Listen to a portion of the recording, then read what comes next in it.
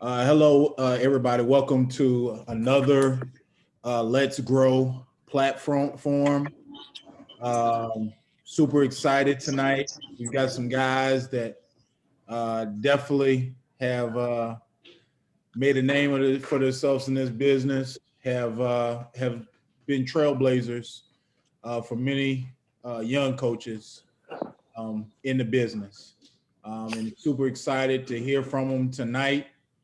And hear their stories and their journeys and listen to what they have to say about the professional college basketball.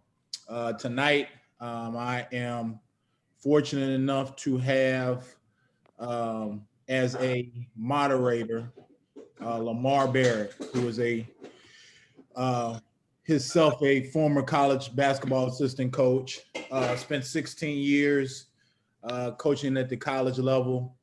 Um, Currently is a scout for the NBA, and super excited to have him on to speak.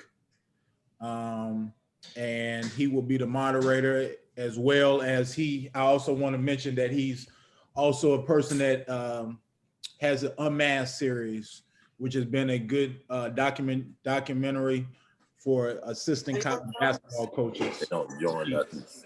Yeah, talking to Justin. I will go ahead and turn things over to Lamar and let him go ahead and get things started. Appreciate that, Ryan. And I'm gonna kind of piggyback on something you said. Tonight's Let's Grow panel in collaboration with UnMasked, the untold stories of college coaches. I mean, it's a special night for all coaches at all levels. You have a chance to listen to one of the most experienced panels that I've seen doing on these Zooms and webinars during the pandemic. The group of coaches that Ryan has put together tonight has over 157 years in the profession, including 66 years as a head coach. The coaches have combined for approximately 1,000 wins. They've coached some unbelievable talent and have been in many NCAA tournament games, including a couple of Final Fours. And so when Ryan asked me to moderate this particular panel, I did not hesitate to take the opportunity or take him up on the offer because it's always great to listen to coaching royalty and then continue to learn not just basketball lessons, but life lessons as well. So with all of that being said, each panel guest can give them a chance to give them a brief history of their path before we begin the question part of it. We got questions set up as you know, like for the panel, but I want to actually start with Coach Joe. I want you to start first. I know he was we always brag about it. Todd Bozeman's up here as well, and he'll go next. So that'll be the order. Then Coach McCarthy, Coach Billy Hahn, and then Rob Evans. But we always talk about it. He had a chance to spend some time in the DMV. So we always welcome that. I know Todd will talk about that a little bit as well. But Coach, I want you to start off first and give us a little brief history about yourself. All right, Lamar, thank you very much. Joe Cantafio, and I'm glad you went according to looks. That was very, very kind of you because you should see these other guys. They're a little worn out right now. They stayed in the business longer than I did, Lamar. So anyway, I played basketball at the University of Scranton many, many years ago, but I actually started my career as a head high school basketball coach. And to get into college, back then it was a little bit easier. 30, 40 years ago, you could become a high school coach and then go into college. Now it's a little bit more difficult. So I ended up at DeMatha High School after my stint at Cardinal Gibbons High School in Raleigh, North Carolina, and stayed there for 4 or 5 years. And one of the assistants there, Marty Fletcher, went on to NC State, got the VMI job and asked me to go to VMI with him. And I was there for 4 years with him and then stayed as 8 years as the head coach. And then went on to Furman University for 4 years. So after that, I got out of the business and actually went to work for Coach McCarthy at VCU, ended up teaching in the sport leadership school. And now I'm actually coaching right now, but it's a little bit different coaching. I'm coaching 350 salespeople across the country for a $3.5 billion a year family-run business.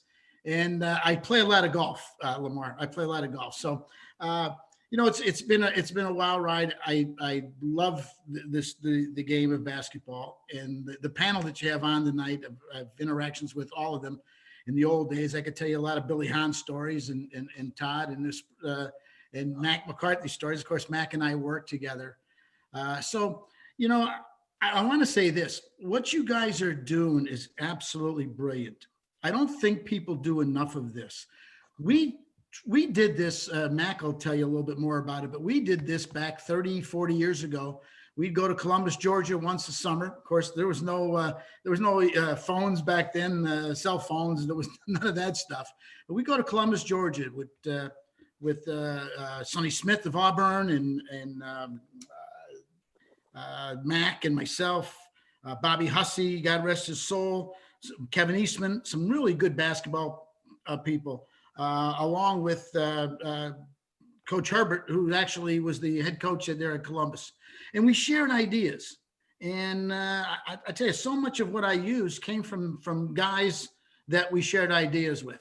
I know it got a little crazy there. People are a little bit skeptical of sharing ideas, but I think that's how you do it. And then when I was at DeMatha, it was a godsend because I met a lot of college coaches came through there. I have a picture that my son sent me. My son's on this call, by the way, as an assistant for Tick. But he sent me a picture I didn't even know existed. In a picture of a lot of young Mike Bray, Bill Self, and Mike Krzyzewski, and we were all much younger at the time. I think Coach Krzyzewski had just taken over Duke. So that's the kind of people that came through DeMatha. So I was able to get a lineage and meet a lot of people. And hopefully we'll get a chance to talk about networking. But that's my lineage. It's very simple. A lot of what I know, a lot of what I profess came from Coach Wooten at DeMatha, who was simply one of the best coaches I've ever been around, one of the best people I've ever been around, just passed away last March. So, so I'll turn this over to Todd and let Todd tell his story. He's got a more exciting story than I do. Thanks. All right, I don't know about that. You want me to just go ahead, Lamar, or Steve Harvey, or You can go ahead, Coach Bozeman. Go ahead. All right. Well, first of all, let me say I thank you guys for inviting me to be a part of this panel. I don't know if I measure up. I mean, these guys on here have had tremendous impacts on the game of basketball, and I hope everyone is doing well. Everybody and their families are doing well during this pandemic. And I echo what Joe said, that this is a tremendous idea, and having Zooms is a great way to get people together and network and share ideas and best practices. My story, I grew up in the Washington, D.C. area. It's now called the DMV. And we had tremendous basketball in this area. And I played high school. Actually, I went to a camp at St. John's High School. Joe, I know you remember that one. Oh, yeah. Mabs. Yes, sir. They used to run the camp over at St. John's High School. It was Coach Gallagher, right? That's right. Right. And Sidney Lowe was one of my counselors, and Mike Bray. Mike Bray coached me one year over at camp. But I grew up in the area, and Joe was at DeMatha when I was a player at McNamara, and I played at University of Rhode Island. I came in after Billy Hahn was there, so they had all the players when Billy Hahn was there. They went over the salary cap, and so I had to come in. They had to get free agent guys to come in, so that's why I came in after that. So there's some tremendous stories about Billy Hahn up at Rhode Island. But then when I came back, I decided I wanted to coach, and it was actually by accident. I was at a high school at Potomac High School in Maryland, Oxon Hill, Maryland. Taft Hickman was coaching there, and he asked me to coach to help him out. And I helped him out that one day, and I got kind of close to some of the guys, and they were asking questions, and I kind of, that was the whole essence of me wanting to coach, to help to share with those guys my limited experience of playing basketball and my knowledge, and I shared with them. And then I went from there to George Mason, to Tulane, to California, and became the head coach there. I really enjoy the Bay Area. I love the Bay Area. That's why you see that in the background with the Bay Area. My kids were born out there.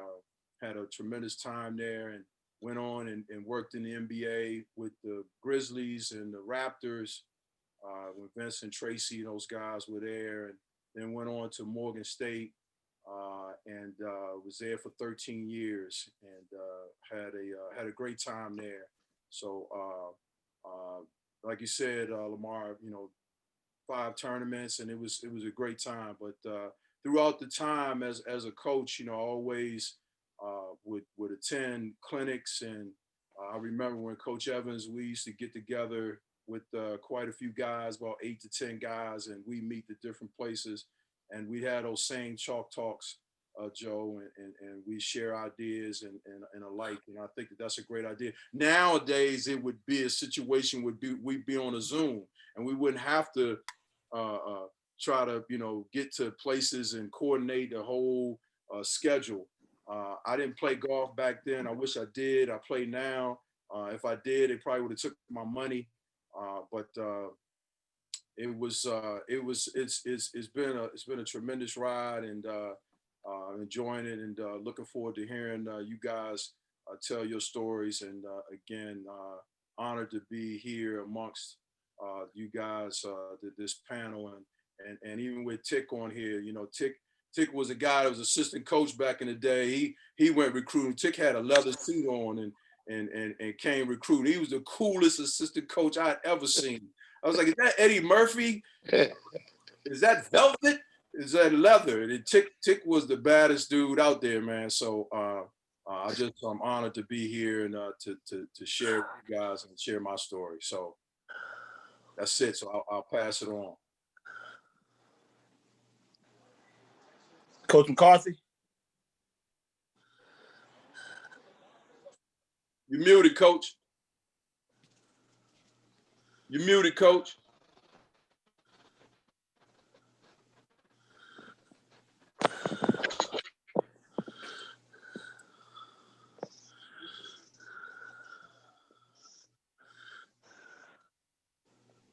Coach, you're still muted. How about now? Yeah. There you go.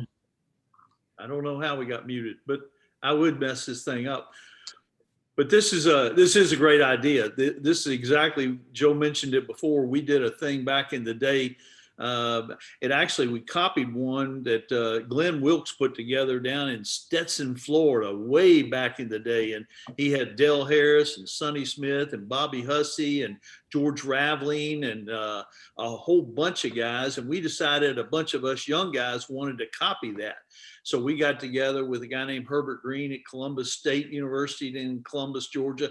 He had been with me at Auburn, and we started doing this thing each year. We called it the Self-Improvement Clinic, and we hosted it a few times in Chattanooga, put it together in Richmond when I got to VCU. And I've been really lucky. I lucked out at the very beginning to get with a couple guys like Sonny Smith and Don DeVoe and Jim Hallahan at Virginia Tech, and then went on with Sonny to East Tennessee State. We got to Auburn, and we were fortunate enough to have we had 3 lottery picks in a row with Barkley and Person and Chris Morris, and that led to me getting my first head job, where I reconnected with Tick and saw Ryan Price being born.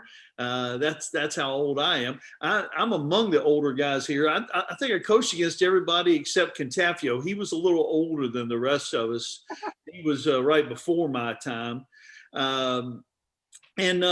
Got the head job at Chattanooga, and we had a great run there, and did some fun things. Inherited a great staff with Tick Price and L.J. Kilby and an older gentleman named Bill Gleason from Chicago, and just had a wonderful time. We got to VCU with Joe and had a good run there. Got into the television business, got back into basketball on the women's side at Georgia Tech, and then finished up at East Carolina University, and now I do a bunch of radio and television and have a good time, and I'm looking forward to tonight. I can't wait. Like I said, one of the real key things that everybody will tell you on here is, Joe mentioned networking. Surround yourself with good people. It doesn't matter if you're talking about managers, players, staff, strength and conditioning people. Make sure you're around good people and you can stay in this business a long time. Coach Hahn. Lamar Barrett, I can't thank you enough, brother. What up, dog? I love you, dog. You know that. Well, fellas, I'm Billy Hahn. I coached college basketball for 40 years. And I just retired 2 years ago. My last 10 years that I coached was with Bob Huggins, assistant coach with Bob Huggins at West Virginia University. I was born and raised in the state of Indiana. I was recruited pretty hard, believe it or not, coming out of high school. And I went and played at the University of Maryland for Coach Charles G. Lefty Drizel. I was recruited by George Raveling, Joe Harrington, Jim Maloney, and Coach Drizel. I went to the University of Maryland and played there 71 to 75. I graduated in 1975. And back then, European basketball wasn't like it is today. And I wasn't good enough to play in the NBA, so I had to get into coaching right away. And I was blessed to get into coaching right away. I graduated from Maryland in 75, and I took a job in August at Morris Harvey College in Charleston, West Virginia. I coached for a guy named Rich McFessel. I was the first assistant coach at Morris Harvey College. And my 40 years later, I go from Charleston, West Virginia, with stops at Rhode Island, University of Rhode Island. I'm sorry, stops at Davidson College, University of Rhode Island, Ohio University, University of Maryland as a coach with Gary Williams for 12 years, LaSalle University in Philadelphia, and ended up in Morgantown, West Virginia. So I've had a full gamut of it. I've been blessed like crazy. Been married to a lovely woman, 44 years. My lovely wife, Kathy, who is a miracle as she has survived ovarian cancer and leukemia back to back. And we got through that, and she's still alive. And I've been blessed all my life. And I ended up having 27 NBA players in my coaching career. I either helped recruit or coach 27 NBA guys. So I've been lucky. I've been around a little bit. I've been blessed. You know, everybody says they're lucky. Well, I don't think you're lucky. I think you're blessed. I mean, luck to me is being blessed. So I've had a tough time. And you know what's great about this business, fellas, is this. Stay in this business long enough. Oh, you're going to get fired. I don't know how many guys can say they ain't been fired. I think everybody on this panel tonight's been fired. There's not very many guys that can't say that they've been fired. So that's part of the business. You young guys are getting into this business. I'll give you some advice. Number one, hire people that will be loyal to you and has your back and you can trust. Those are the kind of people you want to have in your staff. Number two, if you're going to say you're going to do something, then you do it. Don't tell somebody something that you can't back up and you can't do. That's how you gain credibility in the business. When I said I was going to do something, I found a way that I was going to do it. And I made sure I backed up what I said I was going to do. So those are the two things I would give you advice, you young people out there that are listening tonight. That's about all I got, brother. Lamar, back to you, dog. Appreciate that, Billy. And Coach Evans, and Billy just talked about him being 40 years in the business. Coach Evans, 47 years in the business. I'm 49, about to turn 50. So you guys were in the business almost as old as I am. So I'm happy to be here. But Coach Evans. Yeah, thanks so much, guys. As stated before, it is unbelievable pleasure for me to be here. And And I actually coached in college basketball for 48 years. I grew up in the state of New Mexico. I was fortunate enough to play for one of the top high school coaches in the country, one of the winningest high school coaches in the history, and Ralph Tasker. He's in the Naismith Hall of Fame. Then I went to junior college in Lubbock, Texas, and played there 2 years, where I was All-American there, and was blessed to be recruited to New Mexico State University by another Hall of Famer, Lou Henson. Played for Coach Henson, captained a couple of his teams at New Mexico State University. And then 1968, when I graduated, my goal was to go back. I graduated with a degree in English, and my goal was to go back to high school and coach. I had watched my high school coach, the impact that he had made on kids, and that's what I wanted to do. But in 1968, Coach Henson made me graduate assistant coach. I was graduate assistant for a year. And back then, you were graduate assistant, but you did everything the assistant coaches did. You know, I coached a freshman team, but I recruited, scouted, I did everything. In '68, at that time, there was only one Afro-American head coach in college basketball, and that was John McClendon at Cleveland State. There were only three Afro-American assistant coaches in the country. That was George Raveling, who was at Villanova, Fox Snowden was at Michigan, and myself. So I'm a relic, as they say. But I was blessed to coach with Coach Henson for 7 years. And we were fortunate enough to go to the NC2A tournament and play at Cole Fieldhouse in Maryland in 1970 at that time. And so I stayed with him for 7 years, and then he left to go to the University of Illinois. And when he left to go to University of Illinois, I was 25 years old. I applied for the job at New Mexico State and didn't get it.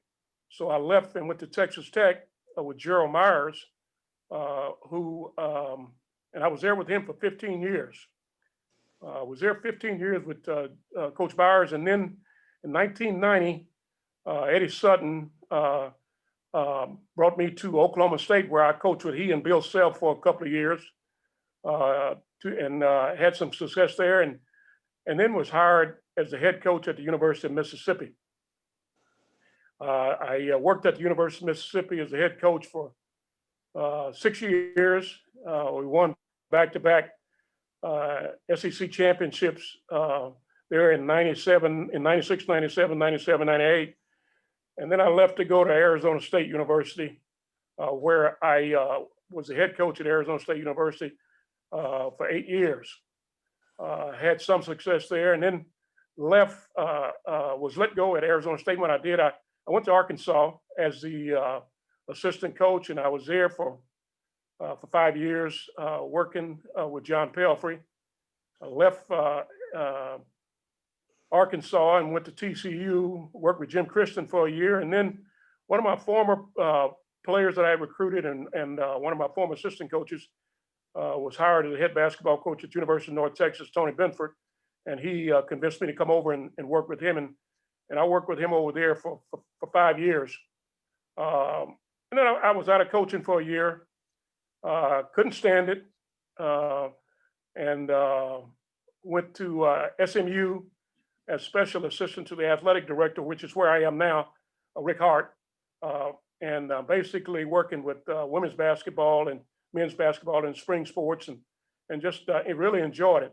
I heard somebody here said that they had been married for, I think Billy said had been married for 40-some years. My wife and I celebrated virtually our 50th wedding anniversary in July. She and I grew up together in New Mexico, and we've been married for 50 years with 7 grandkids, and we're just living, as Billy said earlier, just living the life and enjoying it. So that's pretty much my story. Well, I just want to say that's an awesome story by all of you guys, and we'll lead into some questions. And I'm gonna start with you, Todd. All of you guys will be asked the same question. Todd, yours is a little different because the way you came into this. Todd, you're named the head coach, University of California, and yours was came in as an interim basis, like in February of '93, I believe that's when it was. You're young. You're one of the youngest coaches in the country, 29 years old.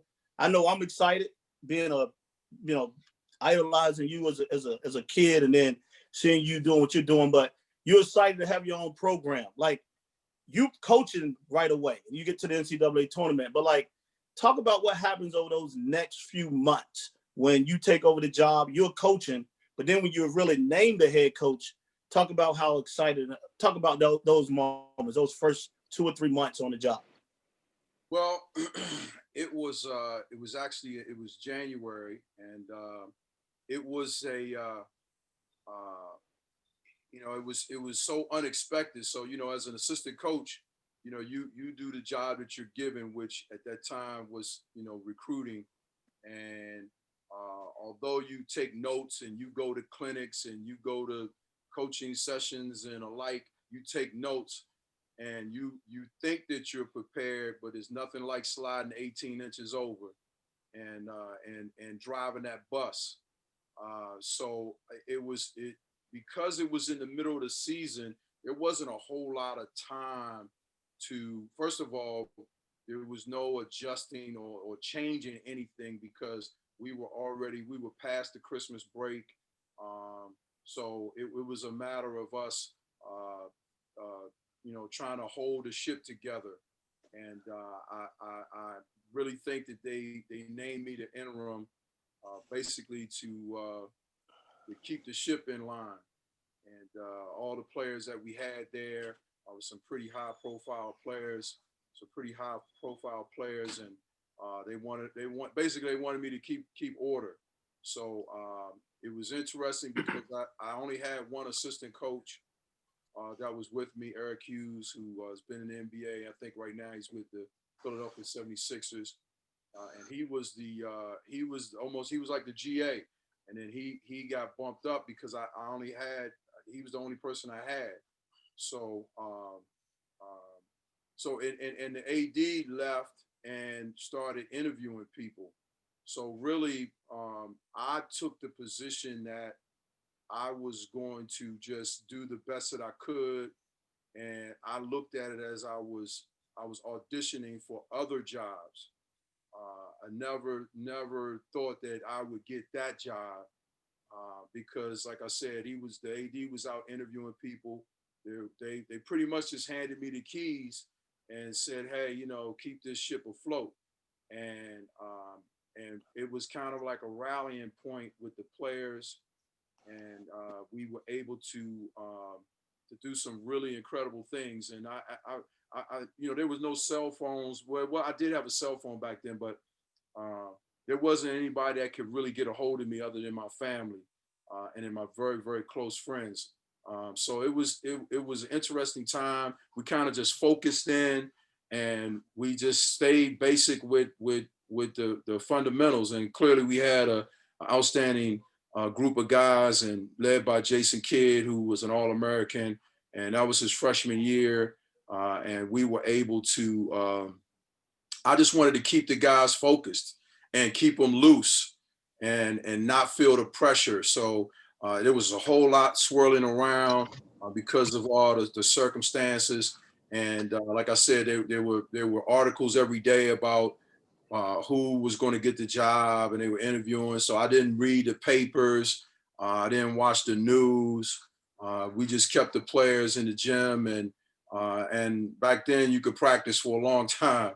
They didn't have as much restrictions on you back then. So we just practiced and we kept it loose. I took the guys and I started taking the guys to hotels the night before the games in town, just because I wanted to get them off of campus because there was so much going on. And being with Jason Kidd was like being with a rock star. So you always had like crazy crowds everywhere.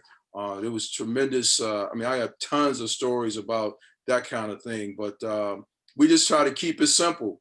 And we were able to, we beat Arizona, who was #1 in the country. Then UCLA was #1 in the country, and we beat them. And we had a triple overtime game against USC, and Coach Rav we were down 20 and we came back and won by 20. No, that was Arizona State, but we had the triple overtime win against USC. So we went on we went 12-1 during that run, and it got us into the NCAA tournament. And from there we went and played. We drew. It wasn't Duke the first round; it was LSU and Dale Brown. And so on the flight out there, everyone started talking about that they were going to consider me for the job, and that it was a possibility I could keep the job. And that's when it first started coming about. And when we got there, I didn't talk to anybody else after that. And we happened to beat LSU on a last second shot. And then we had Duke, and it was a great game. And they were the defending champs, and we beat them to go to the Sweet 16. And from there, everything just kind of exploded. And we then went to the Elite Eight. And at this time, I was making decisions. I made a decision not to go back to California. And I decided I didn't want to put them into a crazy environment. So I said, no, let's just go to St. Louis. So we went to St. Louis, and I kept the guys together, and we lost to Kansas and went back. And then that's when they decided to name me the head coach. And so to answer your question directly, there wasn't a whole lot of time for me to try to say, okay, well, it was just, you kind of doing it based on your instincts. And like I said, the system was already there. So that wasn't it. We just had to continue to play and stay loose and not get caught up in the media attention. I mean, that if that had happened now with all the social media, I mean, it would have been bananas, because, all the guys would have their phones, they'd be on their social media, they'd be tweeting, it'd be all kind of things. And so back then I was able to keep the control the environment a lot more, even though I only had one assistant. But to this day, that group of guys, we have an unbelievable story that we all share. And it was a special time. And so that's how I got to that point. Awesome. That's why yours is a little different. And I asked you first. And so, Coach McCarthy, I'm gonna ask you the same thing. Like, you're named the head coach at Chattanooga. You're excited to have your own program, after being an assistant for a long time. Like, what happens over those next few months for you? We talk about jumping into recruiting, we talk about meeting with boosters and things of that nature. Like, what happens with you over the next few months? Well, again, all these situations are unique, and this was no exception. I didn't get the job until school had already started at Chattanooga in the fall. Coach Murray Arnold had resigned around the 1st of August, trying to get one of his assistant coaches the job. They didn't want to do that. So there was kind of a whirlwind romance, if you will, with 3 people. It ended up being 3 people for the job. Tom Abatamarco, who we all know, Crazy Tom, and he was at NC State, and of course they had won the national championship in '83. The other guy was a guy named I don't know what happened to Roy Williams. I don't know how things worked out for him, but I ended up getting the job. And then fortunately, one of the reasons that I got the job was I was familiar with the staff, and of course Tick, who's on the call, was on that staff. Tick Price, LJ Kilby, who I knew also, and Bill Gleason. And we had played in the Chattanooga Christmas tournament the year before while I was at Auburn. We had a crazy year. We went to the NCAA for the first time ever in the history of the school 2 years before with Barkley. And then the next year after Charles left, it took us a while to get going.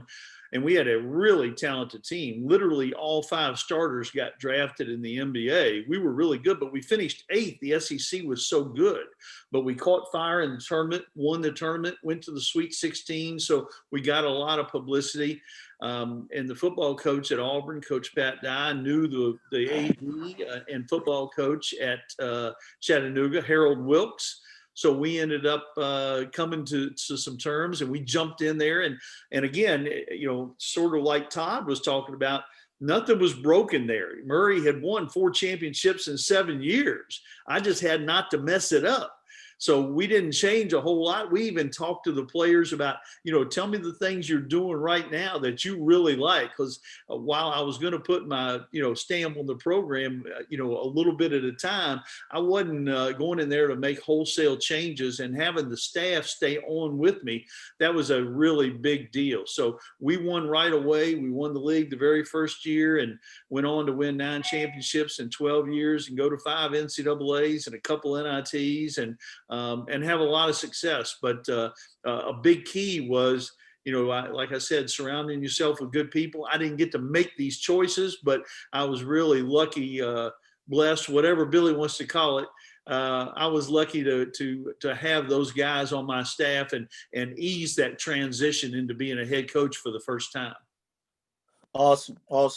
Coach Hahn, you go to Ohio. What was that like? Well, I was Danny Nee's assistant coach at Ohio University in Athens, Ohio for 6 years. And we won and went to a couple NCAAs, NIT, and Danny became a hot number. And Danny left Ohio University and was named the head basketball coach at the University of Nebraska. He went to Nebraska. So they didn't even interview anybody. They just named me head coach. Danny had it all worked out that when he left, I owe a lot to Danny Nee, because Danny had it all worked out that he took a job that he helped me get the head job at Ohio U, which he did. So Danny goes to Nebraska. I'm the head coach at Ohio University. And so I coached the same players that were there. I helped recruit those players. Had 2 pros there named Dave Jamerson and Paul Snoopy Graham that we had recruited. And I got the job, so all those players stayed. Nobody left or transferred because Danny helped me get the job. So it was sort of a smooth transition for me because I knew all the players. And my assistant coach was a guy named Fran Fraschilla. And Fran Fraschilla was on the staff with me and Danny. And Danny left and took the Nebraska job. And Franny said he was going to stay with me. And Franny stayed with me. And Danny Nee, about 3 weeks after he got the Nebraska job, Franny came in and says, "Hey, Coach Hahn, Billy," he says, Danny called me. I think I'm going to Lincoln, Nebraska. So he went to Nebraska with Coach Nee, and I don't have an assistant coach now. Franny left me. So I had to hire a guy named Joe Lombardi, who's been very successful at Indiana University of Pennsylvania. And Joe's done a great job at IUP. So we took right over, and about, I guess, a month and a half after that, I get a phone call. It's Fran Fraschilla. He says, "Billy," he says, I don't like Lincoln, Nebraska, man." He says, "I don't think this is where I want to be." He said, Will you bring me back to Ohio U?" So, a long story short, I brought Franny back. So now I got Franny Fraschilla and Joe Lombardi, and we got it together. I was at Ohio U for 3 years as head coach, and like I told everybody on this panel, I'm sure we've all been fired before. So after 3 years as the head coach at Ohio U, coached against Rick Majerus, was at Ball State at that time as a head coach. And who's the head damn guy at Eastern Michigan? Oh gosh, real good coach too. He was there. Anyway, that thing was loaded, that Mid-American Conference. But anyway, I got fired after 3 years. And that's when I hooked on with Gary Williams at the University of Maryland for 12 years. And long story short, I got head coaching job at LaSalle again, whatever. So I don't think you're ever really, really, really ready to be a head coach until you're actually getting put the boots on and you're going through the waters, man. and you live and you learn. But you think you're ready, but you're not really ready until you get in there and you gotta swim with the deep fishes. So I had a good time. The game's been good to me. The game's been really, really good to me. Basketball has taken good care of me. So I always talk about the basketball gods, Lamar. The basketball gods take care of basketball people. It's amazing how it works. If you do things right, you treat people right, and you do things right, the basketball gods will take care of you. Truly believe that. Coach Evans, you get the job at Ole Miss. You've been an assistant. I want to say, was it 23 years, I believe? And now you get your program. Could you talk about that? I had spent 24 years as an assistant coach at three different universities, and had applied for a number of jobs. Had not had an opportunity. I went to Oklahoma State with Eddie Sutton. We were blessed to go to 2 Final Eights at Oklahoma State back to back. And when we did that, then I started getting a little bit more recognition as an assistant coach. And the University of Mississippi, the chancellor at the University of Mississippi happened to be one of my teammates in junior college. And he and I had spent a lot of time together during our playing days. Hadn't seen each other and communicated each other in a while. But when that job came open, Ed Murphy was the head basketball coach then. Ed Murphy had been an assistant coach with me at New Mexico State for a number of years. And I actually had helped Ed get the job at Mississippi. He was the head coach at Delta State in Mississippi. And I was recruiting the state of Mississippi, and I would go down every year to recruit. And he would ask me to stop by Delta State and critique his team and actually work his team out. So I would go down and I'd do that. And one time when I went down, he told me, he said, "Hey, that job at the University of Mississippi is open. And I'd like to have that job, but I don't know anybody over there." And I said, "Well, I do. I happen to know the chancellor of the university over there. And I'll make a call for you." And I made a call for him. And Ed ends up getting the job there. It was a tough job for him. He was trying to recruit the state of Mississippi, and he was struggling recruiting a lot of kids out of the state of Mississippi.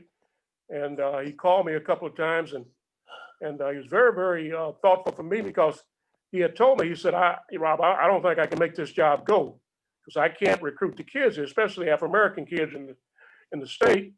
And but you can make it go.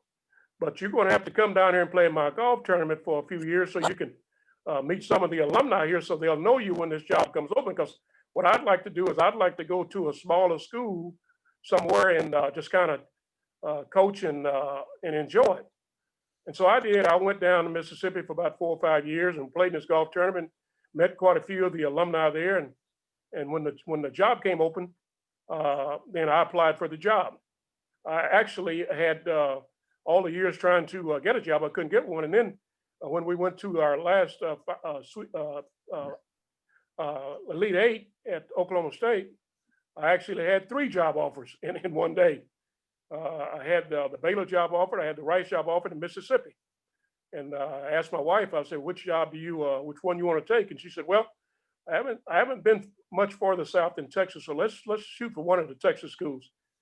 And I said, "No, I've spent a lot of time in Mississippi recruiting, and I actually think we can make that thing go there." So I talked to Coach Sutton about it, and Coach Sutton told me not to take the job. He said, "You can take Mr. Iber, you can take Adolph Rupp, and you can take John Wooden, and you can't win at Mississippi." And I said, "Well, Coach, I just happen to believe that I can do it. And, I spent 24 years as assistant coach, and it's an opportunity for me. So, I ain't gonna take the job." So we took the job and went down, and as you would expect, it was probably one of the hardest jobs and the worst jobs in the country. They didn't care much about basketball there. It was so bad that they had the head basketball coach there at one point. They said he got a promotion to the JV football coach. So that tells you how much they thought of basketball there. And when I went there, the facilities were just unbelievably horrible. when my wife and I went into the Coliseum and went into our office, I'll never forget, she told the athletic director first time we saw it, she said, we don't live like this. And so the athletic director, we don't have any money to do anything. So my wife and I got out of our pocket and start, redoing the offices and buying furniture and doing things to try to make it go. I spent my first few months, actually probably the first year on the job, on the road, because our talent level was such that we didn't have SEC talent. And I told my staff, I said, it's not going to do me any much good to coach this team. You guys coaching for a while, I'm gonna hit the road and go recruiting, and we'll do the best we can. So it took us about 4 years to kind of get it going.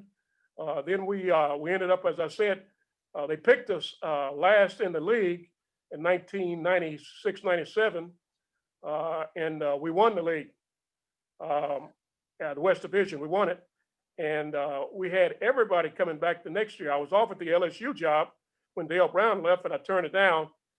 Went back to Mississippi. We had everybody coming back, and I had recruited 3 really talented players, and went to SEC Media Day, and they picked us last again.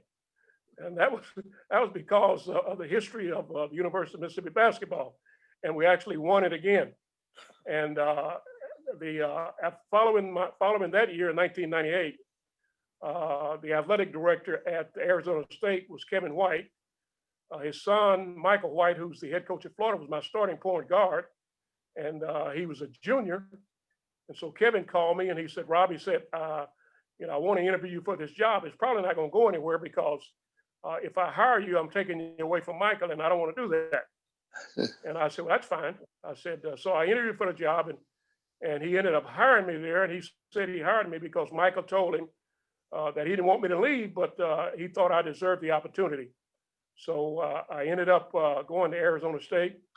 I had a pretty good group of kids there. The first year we had a decent year, and then I recruited. Had a guy named Eddie House who was a pretty talented player. Ended up getting 61 points against Todd's old school Cal in one game. Tied Kareem Abdul-Jabbar's record with 61 points in a game, and then I was fortunate enough to get Ike Diagu, who led us to the NC2A tournament, and so we had some pretty good years. But the job at Mississippi was a good job for me because I was ready for that job. Because again, as I said, I spent 24 years there. But the reason that it was a good job for me is because I spent 2 years with Eddie Sutton, and Eddie Sutton had really prepared me to be a head coach. He's a tough taskmaster, but he was one of the head coaches that, first of all, put you in a position to be head coach. You were doing head coaching duties while you're an assistant coach, and he was preparing you. I always like to say he was a teacher of coaches. Awesome, man. And Coach Cantafio, would love to hear. You was at VMI as an assistant, and then you take over the program there. Yeah, Lamar, mine happened within hours. You talk about being prepared, and I think all these guys have alluded to. They paid a lot of dues. I didn't really pay a lot of dues, to be honest with you. I was a high school coach for a long time, and then spent 4 or 5 years at DeMatha. And then I go to work with Marty Fletcher, and I'll never forget. It was a Monday morning. He called me and he said, "Listen, pack up your bags. We're going to Southwest Louisiana, the Raging Cajuns." And so I said, okay. So that night, I get a phone call from our athletic director, who ironically was Eric Hyman, who went on to NC State and then went on to South Carolina and then went on to Texas A&M. And he called me up at, it was about 8:45 that night. He said, "Come on over to my house." I went over to his house. I walked in the door. He said, "Do you want this job?" I said, "Yeah." He said, "This is yours." I said, "Oh, that's all it took." So, but anyway, I think that the point is this. And then 8 years later, I got the Furman job. Wasn't really looking for a job. AD called me, met me in Roanoke, and offered me the job. So I think the days of putting in resumes and all, I think they're far gone. They're well over. Now with headhunters, none of these guys had to go through. None of us had to go through headhunters. Nowadays, it's a lot different. In fact, when I helped Dick Sanders start Villa 7, when I was at VCU. And one of the first things we did was we brought in Bob Bodine, who was primarily a headhunter at the time, but he dealt with college presidents. And then Parker and all these other guys got involved, and now that's the way it seems to get jobs. But talking about being prepared, I always told the guys that I work with as assistants, I want them to get involved with all of the program. And I was really fortunate that Marty Fletcher let me get involved with all the program. I had Ed Conroy, who went on to become the head coach at Tulane, now at the University of Minnesota.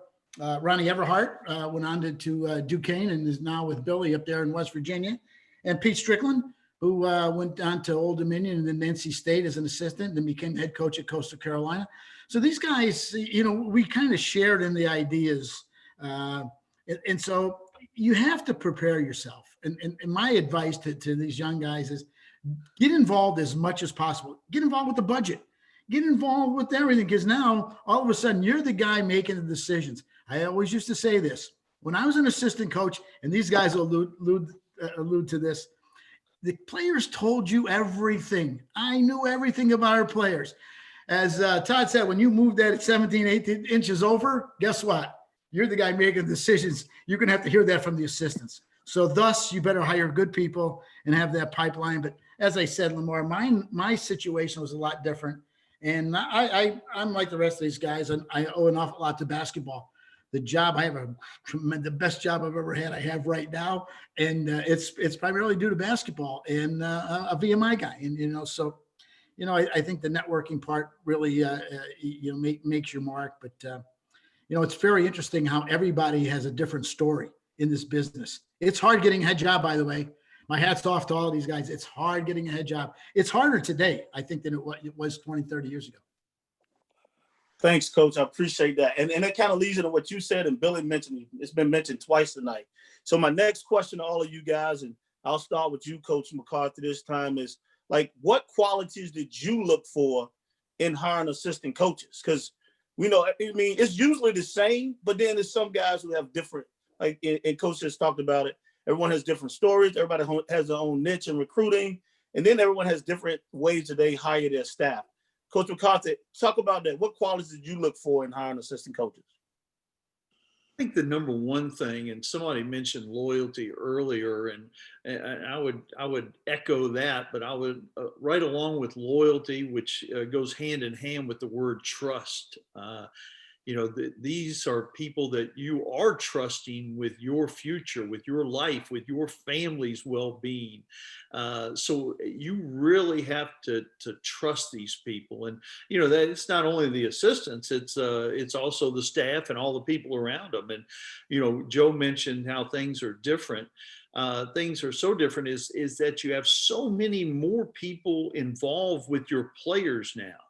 We didn't have compliance people. We didn't really have, when I started, we didn't have academic people, strength and conditioning people, all the sports medicine people, and all these things have been great. They've been good for the players in most regards, but the more people you have interacting with your players, the more you need to know about those people too. But specifically with the staff, I thought being trustworthy was the main thing. I would add to that, they probably need to complement each other too. If one guy is good in one area, maybe he, maybe somebody else is better in another area. But Joe mentioned a really key thing. You need to be involved in everything. If you're an assistant, you need to be involved in everything. Sonny Smith, my head coach at East Tennessee and at Auburn, he literally let me make my job description each year. So I could be involved in the budget. I could be involved in scheduling. I could be involved in whatever I wanted to be. I could direct the recruiting. I could be in charge of the scouting, which used to be different because you did it in person. But he really let me do those things. And I didn't think much of it at the time. I kind of thought I was just sort of filling in where he needed me. But in reality, he was preparing me for when I did get that head job at Chattanooga in 1985, before you were born, Lamar. I'm not going to say that. I think it was a freshman in high school. So Coach Hahn, you same question to you. Like you talked about loyalty at the beginning. What would Yeah. you? I'll tell you what, Lamar. I think loyalty is critical. I think you have to trust people. It's critical. And you know what I think is really important? You got to hire somebody or your staff. You got to hire guys that if I'm away and I'm away from the team or I'm out recruiting or I'm gone, are you putting them, you have a guy that you can trust? And can you have a guy that you know if I can't be at practice, they got to run practice. Are they gonna respond and practice as hard without me there as they are with me there? So I need to hire guys that were gonna take over and would be trustworthy. That's the main thing. Another thing is this. You got to hire guys that you like to hang out with now. You're going to spend a lot of time with people, man. You're going to be morning, noon, and night, late nights, recruiting trips. I think you better hire somebody that you can hang out with, man. Somebody you can hang out with and somebody that you don't mind being with. So that was always critical to me as well. Trustworthy, loyalty, and a guy that I could hang out with that I had no problem. I've always said this, Lamar. Jump in a car and drive from the East Coast to the West Coast. Who would you want to be in the car with? Now, I'm going to tell you something. There's some dudes I wouldn't want to go from the East Coast to the state of Indiana, let alone going all the way across the West Coast. I couldn't get rid of that goddamn guy in the car quick enough. I want somebody that I could drive from the East Coast to the West Coast, not get tired of, and I can hang out with. I think that's important.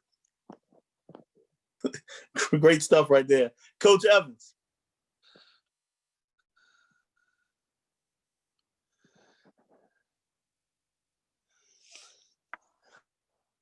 Frozen. You still there? Coach Evans. I think Coach Evans is on mute. Okay. Coach, you're on mute. Unmute Thought I yourself. got off mute. I said, again, same thing these guys talked about. Loyalty is the most important thing. When I went to work for Lou Henson, that's the first thing he told me, that loyalty is the most important thing. And then, Eddie Sutton said it a little different way. He said, he told Bill Self and myself, he said, I expect loyalty. And if you're not loyal to me, I'm a vindictive SOB. And so that kind of hit home with me. So loyalty is the most important thing. And as Billy and those guys said, trust, somebody you can trust, somebody that has a good work ethic. I've always told guys that assistant coaches that the only guy that works for the university is the head coach. Everybody else works for the head coach. So your loyalty is to that head coach. So I think that's the most important thing. And as I said, work ethic. I want somebody. I can't watch you all the time and know what you're doing. You out recruiting? Are you really recruiting? So I've got to have somebody that's a hard worker, that's a self-starter, and as Billy said, somebody that I can talk to and talk to honestly. They can talk to me and talk to me honestly and tell me, what they really see, and not be afraid to tell me what I need to know and not what I need to hear and not what I want to hear. So those are the most important things to me. Coach Cantafio. Yeah, I reiterate that. I just want to make sure that everybody on this call, that if you're still coaching right now and you're an assistant coach, just let me tell you this. You are interviewing every second of your life, whether it's with that head coach, whether that AD sees you during the day, that women's basketball coach sees you during the day, alumni see you, players see you. I remember when after I got the job at VMI, I asked Eric Hyman, I said, why the hell did you give me this job? He said, every player came to my door that morning and requested you be the head coach. And so that makes you feel good. But, like I said, you're interviewing every day. And I reiterate what Coach Evans said, the work ethic. But I think communication is really, really key. I think behind closed doors, you've got to be honest with each other. Now, you can't be honest to be a pain in the ass, but you got to be honest with each other. You got to, and the assistants got to know their place. But I used to tell this to all the assistants when I coached when I taught in the grad school to people who wanted to become assistant coaches. I used to tell them, your job is to make sure that head coach doesn't get fired. Because let me tell you something, you don't want to get in that boat. And like Billy says, if you stay in this business long enough, we all get fired. We're all going to get fired. It's going to happen. Only guys like Tick, Tick just keeps on going and going and going. Right, Coach? Yeah. And so, but you know what? I think, you got to look for the work ethic. I want guys that are going to, that are treat this as a profession, and they're very serious about it. And like I said, I think the communication is key. But remember, you're interviewing every second of the day. Don't ever let your guard down. So true. That's so true. And Coach Bozeman. Well, like Joe just said, I mean, that's really important. But like all the coaches said, loyalty is number one priority. And I put together my staff after that first year. And then I had a chance to do it again when I was at Morgan State. Did it twice. And having guys that are able to honestly tell you what they think, give their opinion. Like Coach said, behind closed doors, you got to be able to be honest, because what you're trying to do is you're trying to find people that supplement things that you might not be 100% efficient at. And so you want guys to pick up the slack. You want guys that treat it, that are professional when they conduct themselves, when they travel. You want guys with great work ethics that are not. Sometimes I think that that guys get caught up in the allure of coaching and not the meat and potatoes of it. And it's a grind. Yeah, it's great when you're able to travel, but it's a grind when you're up watching tape. And back in those days, and I'm sure all these distinguished coaches would agree. Now they have video coordinators. We had 2 VCRs where you had to take the 2 VCRs and slice video together and carry it with you and carry the equipment with you and all those kind of things. So I was fortunate enough. I had great managers, and those managers, we were mentors to those managers. So the assistant coaches that I hired, I did know those guys. I didn't know Curtis Townsend at first, but I worked with Billy Kennedy at Tulane. I met Scott Perry through another mutual friend of ours. And then Charles Payne came on after Scott went to Michigan, and Charles Payne, I knew him from the DC area. So I knew all those guys. And, one of the things that Billy said, we all got along. None of us played golf back then. I didn't smoke cigars back then. So we actually had 5 of us. We put ourselves as a team in the intramurals. So we would try things in the intramurals that we were talking about and things of that nature. We were all young. So, but then when I got the job at Morgan, that was a little different. Baltimore, just to give you a little history, Baltimore and DC don't necessarily have a great history of mixing together. So I was fortunate to be a DC guy that got a job in Baltimore, and I coached Muggsy Bogues when he was in Toronto. So that helped ease it. And I played with Wingate in the summer, David Wingate, who played at Georgetown. I played with him in the summer. So that helped the ease it some. But then it was important for me to hire some guys a guy that was from Baltimore at least. And that's what I did. So that with that particular job, I needed somebody that was in Baltimore that could help ease the tension between the DC and Baltimore thing. So that's just a different aspect of it. When I got the job at Cal, I had already been out there for 2 years. So that was 2.5 years. So that one was a little bit different. I had already established all my relationships. But when I got to Morgan State, I needed a guy from Baltimore. So that's when I hired Kevin McClain. And then Anwar McQueen was familiar with me because he played for me at Cal. So again, somebody that I was familiar with that helped ease the transition. And then from there, when I had a changeover in my staff, I wanted to hire a guy that had some experience, which was Brian Ellaby, and then Larry Stewart had experience from the NBA. So I was intentional in my hires. Keith Goody was one of my assistants, and that was intentional. He was an AAU guy that was in Baltimore, so I brought him on the staff to actually help with the relationships of the players.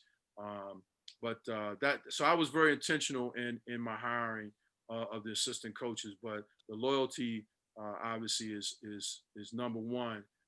But sometimes you'll meet somebody that you don't necessarily know, so you kind of got to go off with the vibe that you have with them. And obviously, if you have some people that have mutual connections, that always helps as well. So that's kind of what I did when I hired my guys. But I wanted guys for specific reasons to bring particular things to the table each time that I made a hire.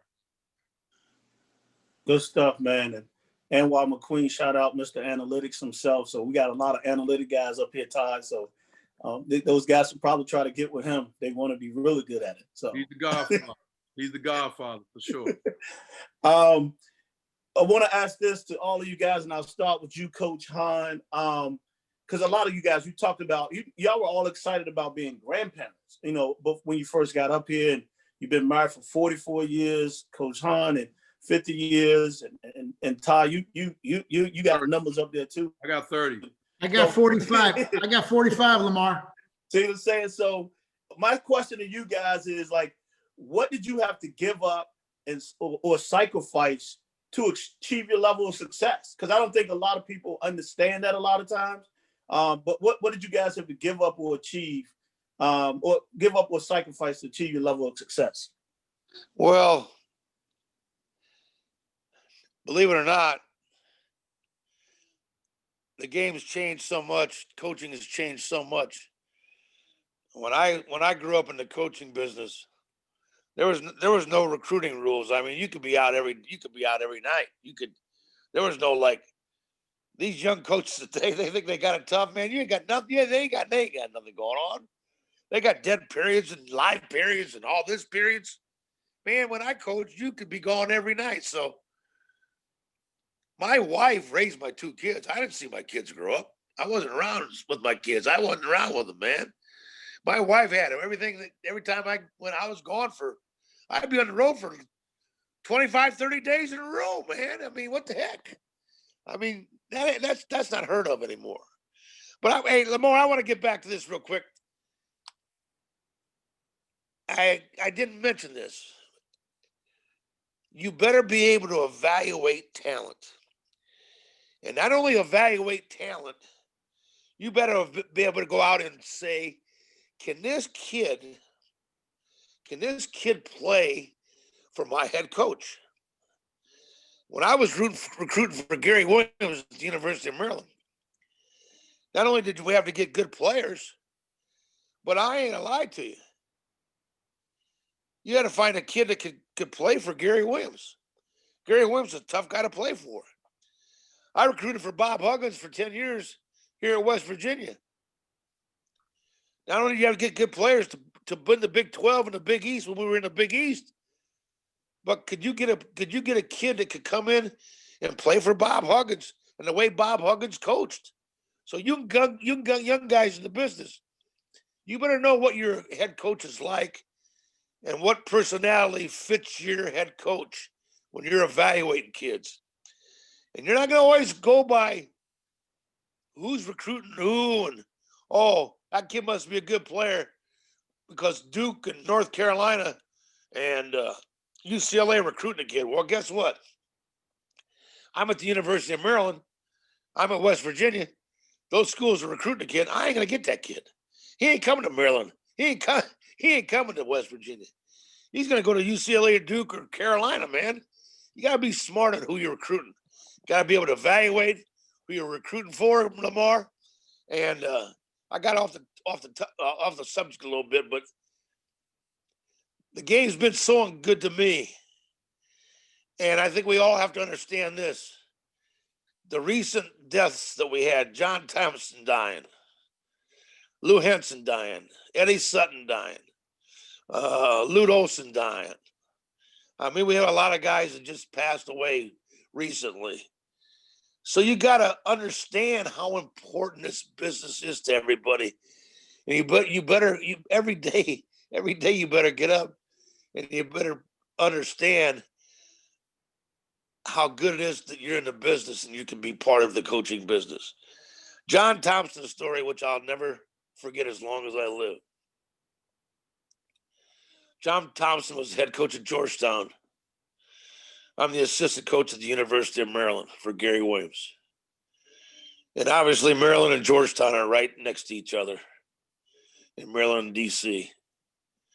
And every tournament in Las Vegas, AAU tournaments, or any AAU tournament, or anything that was going on in Maryland, DC, or whatever, John Thompson was always there. And I'd walk in the gym, and John Thompson would always be sitting at the top of the bleachers by himself.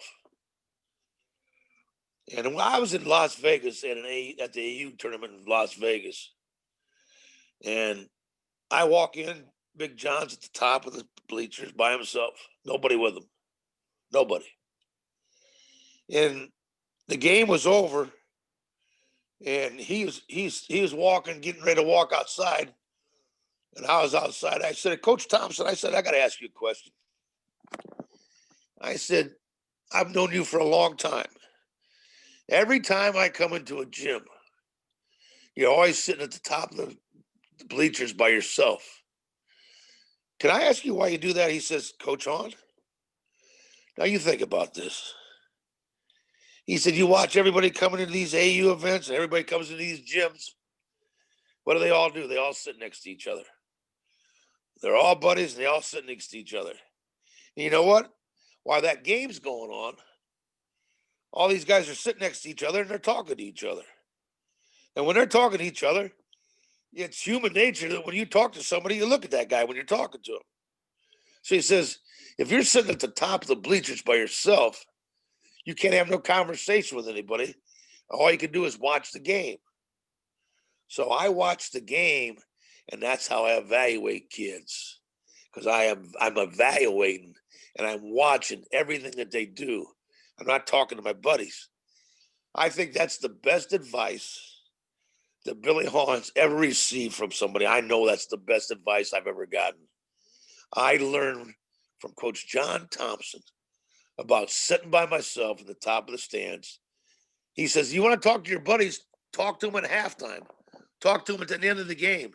He said, you can talk to your buddies. I don't have no problem talking to your buddies, but don't talk to them while the game's going on. Sit by yourself. That's what I got for you, Lamar. Coach Evans, what did you have to give up or sacrifice to achieve your level of success? Is he on mute again?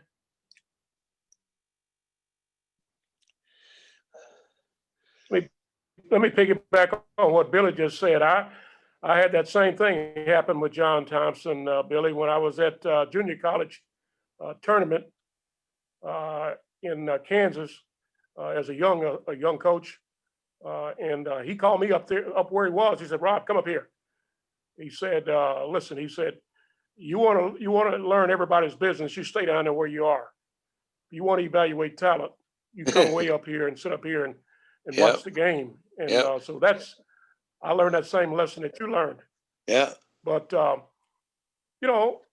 as Billy said, the rest of the guys said, you give up quite a bit as far as your family time. And as coaches said, when I first started in '68, there were no dead periods and live periods. And as Billy said, I was on the road, month and a half at a time too, recruiting. So, my kids, my wife did a tremendous job of raising my kids and having to do that while I was out on the road trying to get programs going. So that's some of the stuff you give up. But I learned one thing, and I tell young assistant coaches now that, when you're at home, be at home. Oftentimes, you've been on the road recruiting and, you get home and one of your buddies call you and ask you to come over and I said, hey, when you're at home, be at home. And the other thing that I learned to do when I was assistant coach and a head coach too, when I was assistant coach especially, when I come home on the weekends, I'd come home on Friday and tell my wife, I have a room for you at the Holiday Inn. I have flowers there for her. I would have meals there for her. And I would give her that Friday night and that Saturday night in that hotel. A couple of friends would come by and they'd enjoy that weekend. And then when she came back on Sunday, she was ready to go again for the week.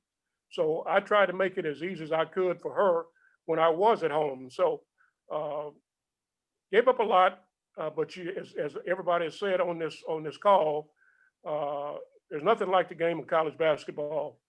You're teaching life lessons to kids. You're making a lot of friends. So it's been great. It's been great to me, and that's why I'm still in the game now, trying to teach and mentor to young coaches because God knows some of them need it. I thank you for that. Still doing that. Coach Cantafio. Well, thank God I have a wife of 45 years who's just a saint, and not only a saint, but she raised my two children also. But, I heard Mike Krzyzewski say this a long time ago when he had his young daughters. He would take them individually on a trip. And so I did take my daughter on a trip, and we actually beat Marshall. We hadn't beaten Marshall like in 50 years at VMI. So I'm very superstitious. Every time we played Marshall, I'd put her in that bus and trek her out to Huntington, West Virginia. But, you better have a strong wife. You better have somebody who understands your profession and what needs to be done, because, as Ryan said, he's ready to have this call, and he gets a call from his head coach who he wants him to do something right now. And so, and that's what you got to do. I mean, that's what you got to do. So, I read an article not long ago by Fred Kordelbaum. You guys might know Fred. He's assistant. He was assistant at Kansas. I think he's still there under Bill Self. Yes. And he wrote an article that was on LinkedIn, and it was about it's basically entitled "Finding Balance."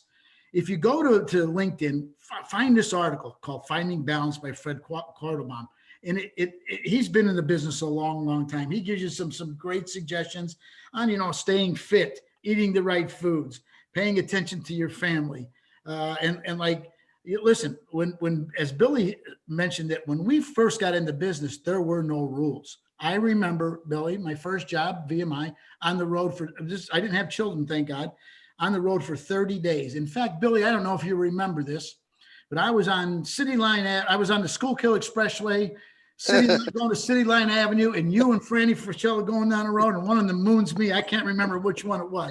But I see this big ass coming out of the window. I was stopped, and I'm thinking, that's what we did. That's what we did back then. That had to be Billy Hahn. Yeah, I can't remember. I think it could have been Franny, by the way. That was Franny. That damn Franny. Yeah, Everybody. My money's on you. Yeah. So anyway, I just think. And you probably was driving and you did. He was, Todd. You better have that strong wife, and she better understand what your business is and the need for immediate concern sometimes. I was at VMI where kids were trying to leave as they were more than they were trying to stay. So I would keep my eye on limit skates. That's what we called it back then. And but you know what? There is you can make time, and I think Coach Evans said it best. When you're at home, be at home. Luckily I was out of the business when my kids were a little bit older in high school, so I was able to see my son play basketball. I was able to see my daughter do some things, and now, and whoever said that about the grandchildren, I've got 4 grandchildren now. There's nothing like it. You know what it is? It's our reward for putting up with these asshole kids we had. That's it. And my son's on this call, so he knows what I'm talking about. I love him. Okay, Lamar, buddy. Great stuff right there. So, Todd, Coach Bozeman. Well, first of all, that was a player Mac move that Coach did, putting his wife in a hotel. I wasn't that smooth to be able to do that. That's smart. I wasn't that smart. Coach, you should have shared that in our coaching meetings. That would have went a long way with me. But it's interesting you say that, Lamar, because the question that you asked, because back some time ago, and I'm sure these guys remember, there used to be T-shirts that went around and said, coaches' wives are going to heaven first. And I've been with my wife since I was 15 years old. So she's been through this whole journey.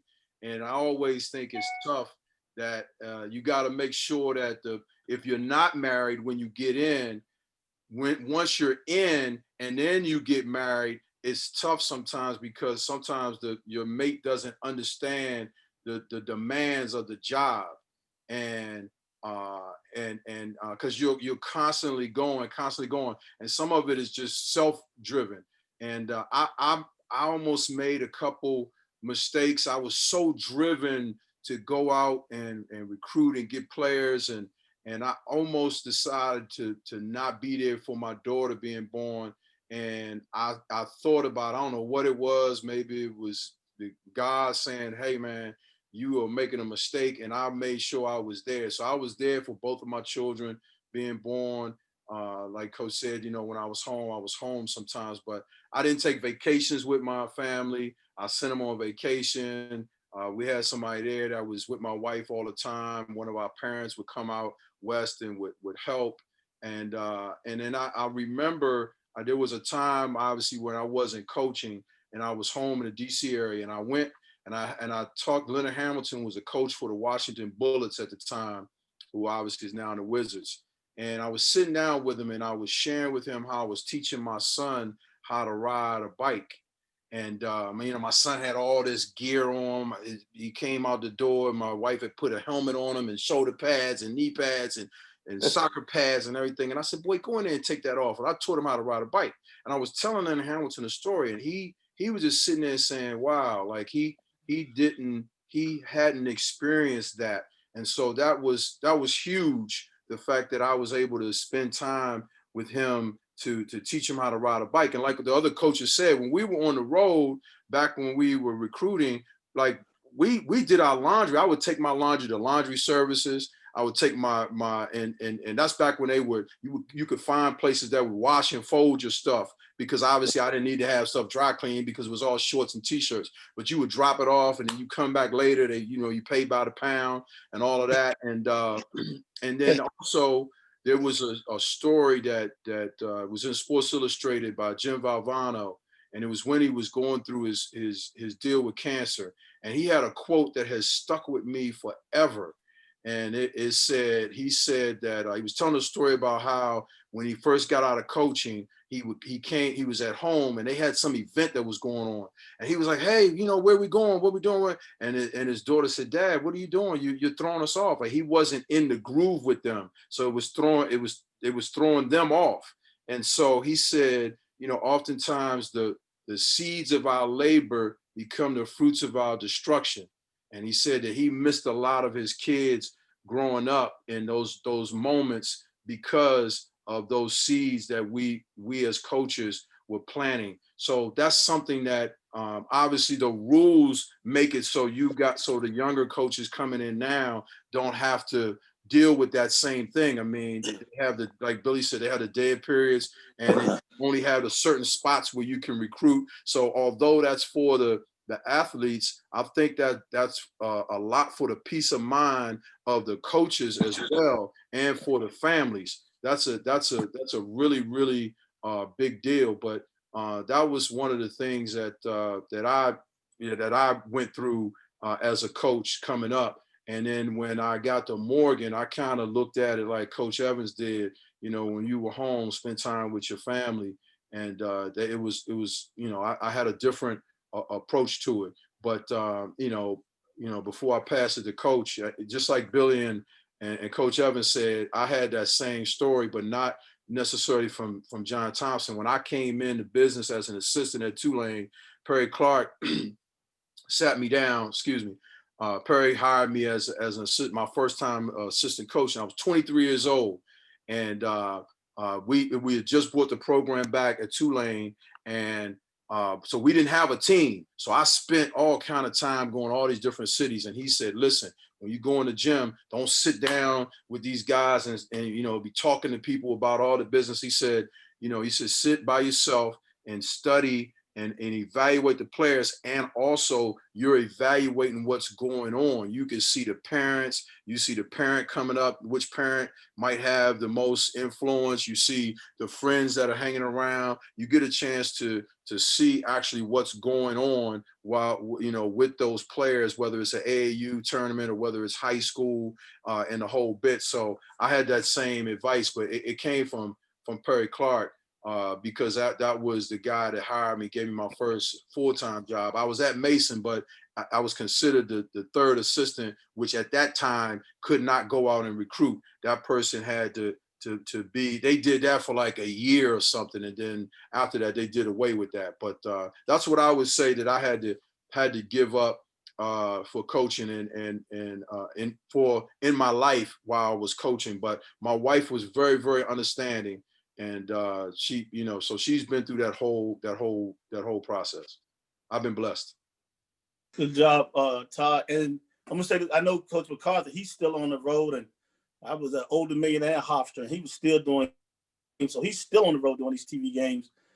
So I'm gonna ask you this as well, Coach McCarthy, like, what did you have to give up, or what you continue to sacrifice for your success? Well, I think a couple things jump out at me. I love Coach Evans' thing about when you're at home, be at home. And I love the Billy Hahn thing about, hiring people you can be around, because if you're with your staff and you're with them a lot, you want to be around folks that don't make this seem like a job. I also find it really interesting that all five of us have talked about how long we've been together. Todd almost beat me. My wife and I have been together since the 8th grade, and Coach Cantafio can verify this, that she's lucky to have me. There's no question about that. I can't get anybody to believe that, but I say it anyway. But having a wife like Todd said, having a wife that really understands what you're going to do. The weekend we got married, as when I was at Virginia Tech, we went to a football game on Saturday, got married at Sunday, went on a honeymoon, and went to another football game the next Saturday. So she knew what she was going to be in for. And because of that, and the fact that it never felt like a job, I don't feel like I gave up everything, or anything, to be honest. I had the year where I spent 235 nights on the road at Auburn. The very first year we were there, 235 nights we spent out of town. And that didn't count the nights you came back at 2 or 3 or 4 in the morning. And I put 100,000 miles on my personal car. The very first year I was in coaching at East Tennessee State, we didn't have any money. We had to drive everywhere. And I literally put 100,000 miles on a brand new car. And still, she hadn't divorced me yet, but I don't know why she hasn't, but she hadn't. But because of her buy-in, I never felt like I sacrificed. And, we've always managed to live close to the school and be involved. And yeah, we missed some things here and there, but basketball, Billy mentioned this early on, it's been so good to me. It's given me way more than I've given it. I know that for a fact. Awesome. And it's interesting you guys say that. One of the guys who came on my show, and I'm not going to mention his name, but he said he 38 years in the business, and he felt like he had spent 5 years in a hotel. Like it was almost 5 years in a hotel on his life from coaching for the last 38 years. And I started doing the numbers myself, and I was like, wow, he's probably about right. So it is a long time staying in those hotels, and you don't even realize it over the years. I'm going to ask this last question to each one of you guys, and before I turn it back over to Ryan, because in this business, it's not all, as many wins as you have and many people you've coached, but I always like to ask this question: what does success mean to you? Because it means it's everyone has different opinions on that. Now you don't have the guys as much longevity as it used to be. Guys get into the business, so everybody get caught up on the wins and losses. But what does success mean to you? And I'm gonna start with you, Coach Evans, on this.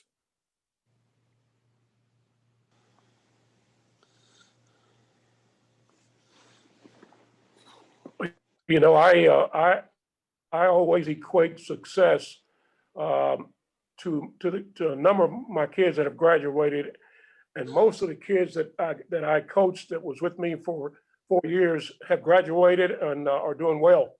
I think the other thing that I equate to success is every assistant coach that I had has either been a head coach or is a head coach.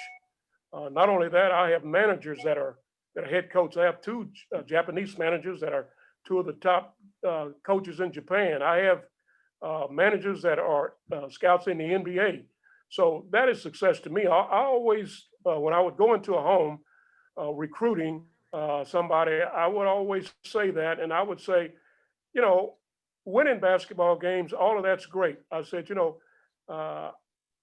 $100. I tell one of my assistant coaches, here's $100 if you can tell me who was in the Final Four last year.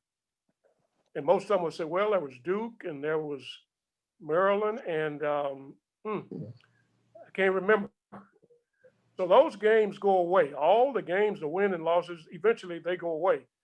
But every holiday, every birthday, every holiday, my phone constantly rings from players of mine that are calling me and calling my wife and wishing us good happy birthday or something. And that's what I get out of this thing. And this is what I count as success. All the championships and all of that, all that's great.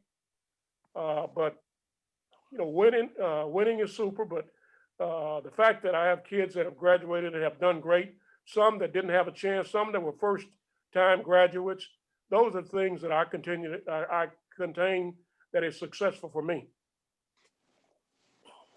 Awesome. Coach Cantafio. Well, let me just say that I think Coach Evans hit the nail on the head. When I was at VMI, obviously we couldn't get any 5-star kids or any 4-star kids. We were lucky to get a 2-star kid. But you know what? Today I look back and I talked to a lot of my players, a lot of former players. I've got doctors out there. I got lawyers out there. In fact, Billy, I got a kid from West Virginia who makes body parts. So if they're going to put a plastic hip in you, he might be the guy.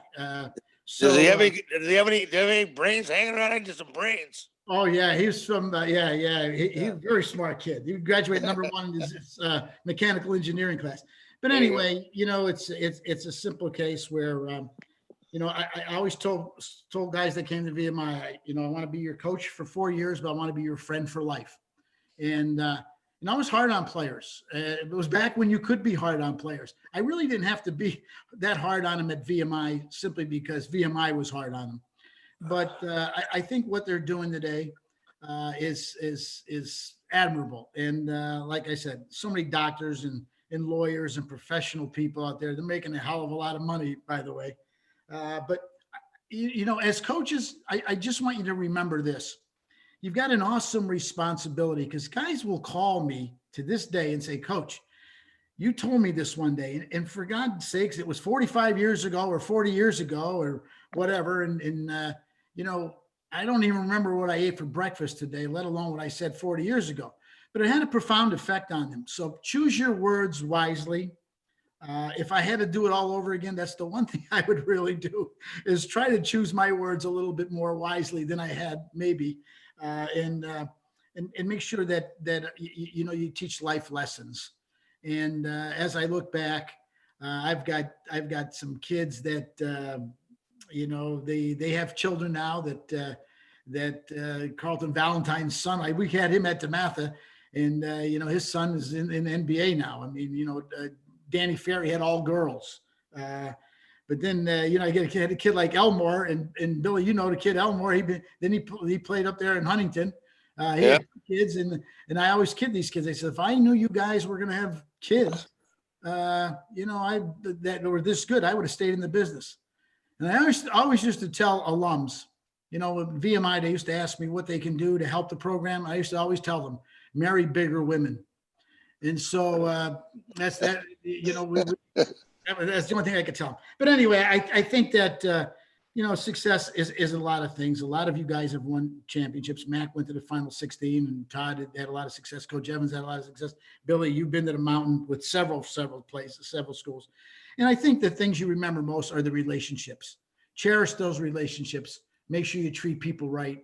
Everybody, treat people, everyone you come in contact with, treat them with total respect, regardless of any situation or demographics. And I think we don't, you know, the world's got a lot of problems. We never had those problems in basketball because we didn't have them. I mean, we all were like one team. And so I think the world could take a lot of lessons from the game of basketball. Thank you. Coach Bozeman? Well, I would say, first of all, that success is all relative because, you know, it's about the impact that you have on the people that are around you. And that's kind of the way that I view it. So sure, you want to win games and you want to do things. And like Joe said, we all have had successes, and, you know, I've coached 2 Hall of Famers and all kind of things, and been to tournaments. But it's the joy I get out of when I see one of my former players or my managers. So the managers, all those people that you were entrusted to lead. And when you see them and you see their kids, or you hear them tell stories, you want to smell your roses while you're here. So, you know, to be able to see those guys and to see that once I had my team at Morgan, we were playing in Orlando, and I took him to Michael Stewart's place, and he laid out dinner and all that kind of stuff for us. And so we were walking out the door, and Yogi let us watch film in his movie room. So as we were walking out the door, we were going to go to practice. So Yogi said, "Man, y'all lucky, man, because when I played for Bose, if we had done this and we was going out, we'd already be taped." And my guys said, "We are." So like, we are taped. So it's those kind of stories, you know, and then when you see guys and see them have success, and guys are politicians, and guys are like Joe said, like, you know, doctors and attorneys, and just doing the things in life. Those are the things. And sometimes some guys don't get it until later. And, you know, they come back, and I always gave out books for Christmas. And I just had, it's interesting, I just had one of the guys hit me probably about 2 months ago and said, "Bose, you know, I just decided to read this book that you gave me about 8 years ago." And he read it. He said, "Man, it was a great book, and it fit me perfectly, specifically back then." So sometimes, you know, you don't get it's like being a dad. It's delayed gratification. And but that's what I would say success is. And you have to be comfortable with if you gave it your all and you were true to the game when you were in it. I think that's where how you measure the success. And like I said, and the people that you impacted. The game, like the other coaches have said, has been great to me. It's allowed me to put my kids through school and be around them. And I have 3 grandchildren, 3 grandsons, that it is unbelievable. It always makes me think of that song, "You Never Knew a Love Like This Before." And that is so true. And I got another one on the way. And hopefully it's a little girl, so we can, you know, break this testosterone up a little bit, and I can have a princess. But that's what I would say, Lamar, what I view success as. And it's all relative. So it's not about, other people can't determine or measure your level of success. I love that, Todd. I love that answer. Coach Hahn, we'll end with you. Yeah, you know what, Lamar, I just echo every other coach's sentiments. You are rewarded in this business, not by the scoreboard, not by the number of wins you have, number of tournaments you went to, how many rings you got on your fingers. It's all about those former players, former managers, former grad assistants, former assistant coaches, all those people calling you up whenever it might be, a year or two after they graduate. Some of them takes 10 or 15 years. I got a thing posted the other day on Facebook by a dude I coached at LaSalle University that gave me a shout out about, he said Coach Hahn used to walk in the gym at 4:30 in the morning. We're cold and it's 4:30 a.m. and we're getting ready to practice. He walks in every day and he's screaming, "Great day to be alive. Count your blessings." And we're in our hoodies and everything. And I'm saying, dang, this damn guy, why don't he let us go back to bed? But my man says, to this day, now I understand what he was all about. So I just want to echo everybody's sentiments. It's hearing from former players and everybody that you sort of mentored on the way up. That's what I think is the thing about success and about being in the coaching business and being in the business that we are in. And I always said this, Lamar, I told him when I worked with you, the basketball gods are always watching, man. Don't cheat the game. Don't be cheating the game, brother. Because the basketball gods will come back and will bite you right in the butt. But if you do it the right way, the basketball gods will always reward you. They will always take care of you. I live by that.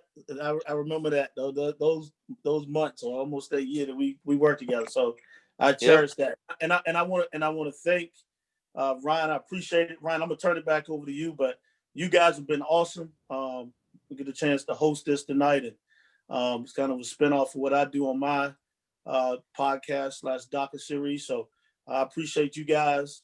Just the knowledge, man. Just hearing you guys talk about things that it touches a whole lot of things in basketball and in life. And I just enjoyed hearing you guys tonight speak on that. And like I said, 158 years, Coach Evans. I'm not gonna forget that year again, but 158 years.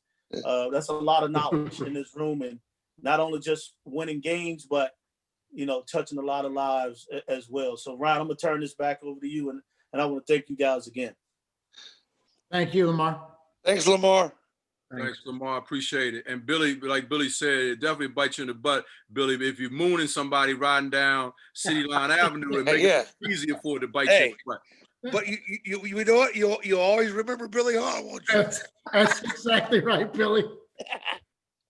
Hey, I just want to say, Ryan and Lamar, what you guys are doing, I think is fantastic.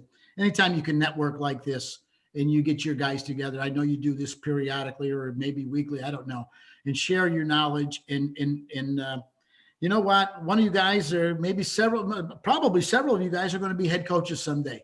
And so you're going to look back on all this knowledge that you get and never stop learning. Never stop learning. I think that's key. But thank you for having me. I really appreciate it. Thank you, guys. And LB, thank you so much for moderating tonight. You were big time. Like I said, it kind of just tied into what we were doing, what you do with your UnMasked series, which has been very popular. I guess we normally go with questions from participants in the Zoom. I think we got time for maybe just a couple more minutes. Does anybody have any questions? I do, Ryan. What's going on, guys? This is Keem Misting, assistant coach at Florida Atlantic University. This question is for Coach Bowles. What's going on, Coach? What's happening? How are you? I'm doing good, man. We got some good battles. Battles. Absolutely. Would you do anything different? Obviously, you had a lot of success at Morgan State, in particular early. What would you do differently if you would do something differently late to sustain that success? You said to sustain the success. I don't know. To sustain it, it's hard. When you're someplace for 13 years, because then when you have a changeover in administration, somebody just told me, I've been on the Zooms, and somebody just said that they would recommend that if a guy's a coach, that they put in their contract, if they change the AD or they change the president, I get another 2 years added on to my contract, and I thought that was a great suggestion. But I like what Joe said, because I agree with that. If I could have had some gentler words, chosen my words a little bit different. Sometimes you don't realize the impact that you have on players by the things that you say. And so, because you you love them, but you have to spend time with them for them to really understand, appreciate it. And although, and I'm really saying that more towards the guys that I had towards the end of those 13 years, because the kids kind of changed and adjust, and you have to adjust with it. And that was one of the things I probably, if I had to say, I would work harder at making that transition with this age, new age player. One of the things I kept trying to get at the school was a mental health expert on the staff at the athletic department. I was speaking for my guys, but I was saying it also for the athletes in general, because this athlete now has so much more to deal with than what the athletes when we were coaching back in the day had to deal with, because you got the cell phones, you got the social media, you got all that kind of stuff. And so they have so many more pressures on them. So if I had to do it again, I would work harder at making that adjustment for those players. The ones I had earlier, that was a little different. I had to coach those guys the way I coached them. But like Joe said, you can't really coach guys like that anymore. And it's you want to say it's collaborative, but you're trying to teach them as well, and you're trying to help them go from boys to being men. So that's going to take a little bit more. And but that's what I would say. I mean, that's a long answer to your question, but that's what I would say. Appreciate it. No problem. Coach, I got a question. My name is Jordan Bailey. I coach at Ouachita Baptist University. I'm Dennis Nutt's assistant. My question is for Coach Evans. Coach, I worked for Russ Pennell at Central Arkansas, and so heard a lot of great stories about you, and appreciate you guys coming on and just sharing with us. But you mentioned obviously you took a little bit of a break, and then was an assistant for Coach Benford there at North Texas. Can you talk about the difference in being an assistant for Coach Sutton and what recruiting looked like and the landscape looked like versus when you went to North Texas for Coach Benford? Yeah, that's a great question. I first of all, working with Russ Pennell, you were working with one of the finest basketball coaches around, a very knowledgeable guy, was my assistant coach for a long time. When I went to work for Coach Sutton, of course, I was in my 40s years old and pretty well set in my ways. But Coach Sutton was a very direct person. I can remember him telling me one time we had a scrimmage, and I had the team that had won the Big 8 championship the year before with Byron Houston and Corey Williams, and those guys, really good players. And Bill Self was the other assistant coach, and he had the second team, which had the redshirt guys. And of course, me coming from Hobbs, New Mexico, where we full court press all the time, I had my guys in the pressing full court in the scrimmage with Sean Sutton and those guys, and that second unit had us down by about 12 or 14 at the half. And Coach Sutton had been sitting in the stands, and he comes over at the half, and he talks to the team, and he says, first of all, he tells me, he said, "I believe I'd get him out of that damn press if I were you." And I'm 48 years old, and I'm like, who's he talking to? So he said, you guys, he looked at the team and said, you guys are just like your coach. You got no enthusiasm. He went on and on and on, just really kind of berating me. And so he went back over and sat down. We started the second half, and I told the team, I said, we're not gonna get out of the press. We're gonna press them even harder. We're gonna do this and that. And we end up winning by about 18 points. And he comes over again and talks to me, and he says, I knew if I got after you, you'd go to work. Just kind of getting me going. But it was a different dynamic with him, because he knew I had a lot of experience, and he gave me a lot of duties to do. He gave me a lot of responsibilities. He would come in, he asked me, he'd say, what do we got to do to beat Kansas State? And I say, well, coach, we got to do this and this and this. He said, well, put in the game plan. You got practice, and so what that did for me, it mean that I had to go home and I had to study, because I had to be prepared. I had to watch a lot of film, and I would put in the game plan. But the other thing that he taught me was to give your assistant coaches credit, and give them, let them be a part of the success.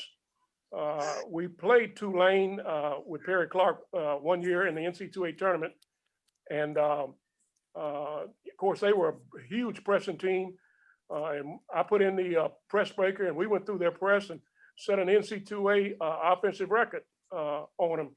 And the media asked him after the game, said, Coach, how were you able to go through that press and do that? He said, go talk to that assistant coach over there. He's the one that put in the game plan. And man, that made me want to work harder.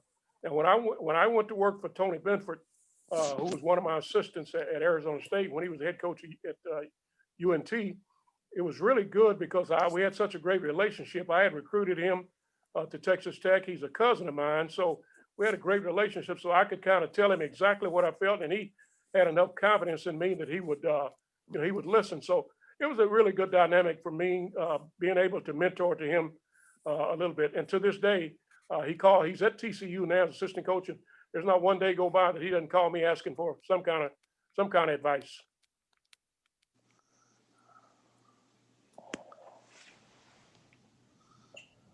Coach Price, I think you had something you wanted to say.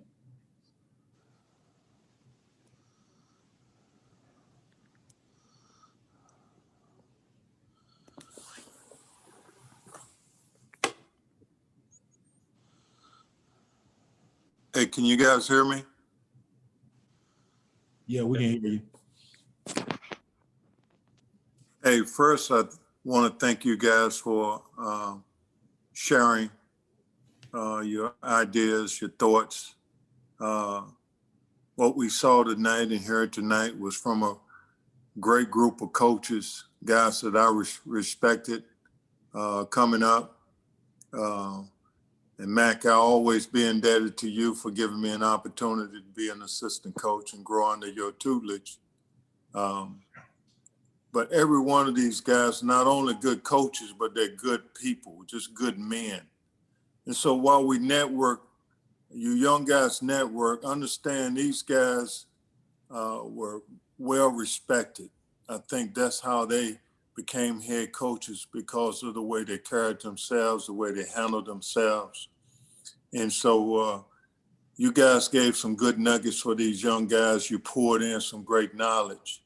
But also, Mac has got a new book out. I don't know what got him to write this book. He must have a lot of free time.